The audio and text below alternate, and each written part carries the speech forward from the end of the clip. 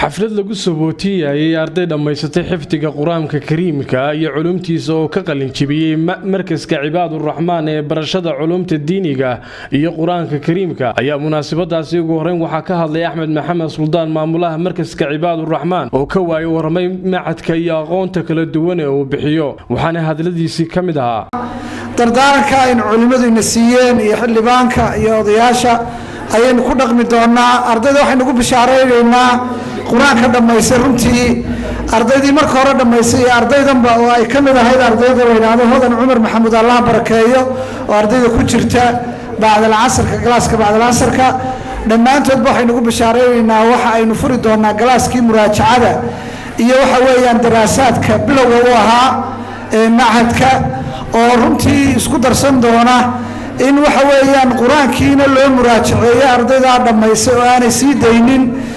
يعني waxa weeyaan xadiiskii iyo tafsiirkii iyo fiqigiina loogu daro culumtii sharciga ahayna loogu daro galaaskaas aynu ugu bishaareynaa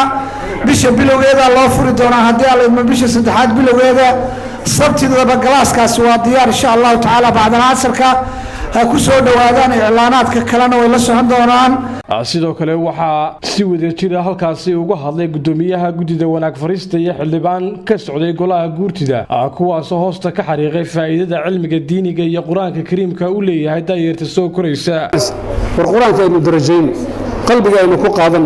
aynu ku dhaqan quraanka aynu ilaahay ku barin quraanka nabigu wuxuu raaxay salaatu wasalaam Imraan bin Hussein buu ku yiri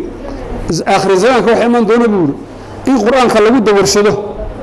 intaan lagu dawarsan idinku ilaahay ku baray wax ku weydiisto ilaahay baan ku weydiisanaa quraanka inuu dambiga nadaaf ka waxaan idinku boorigeliyaa idinku dhiirigelinayaa dumarow kuwa yaryar kuwa weynba ma hooyooyinka Allah inaga yeelo horta saalihaad ninka maanta raadsadayna gabar saalihadan raadsanaya de kulli waxa way dadaalka yahay in ku guuleeyo istikhara jirta laakiin saalihadu waa gabar diin leh Allah bari baa lagu helayaa haddaba dumarkii saalixada ahaa ilaahay ay ka dhiga saalix gabar diin baratay ee saalixada wala shak gabagabadii waxa halkaasi abaalmarino kala duwan lagu gudoonsiiyay ardaydii dhamaysatay xifdiga quraanka kariimka iyo culumta diiniga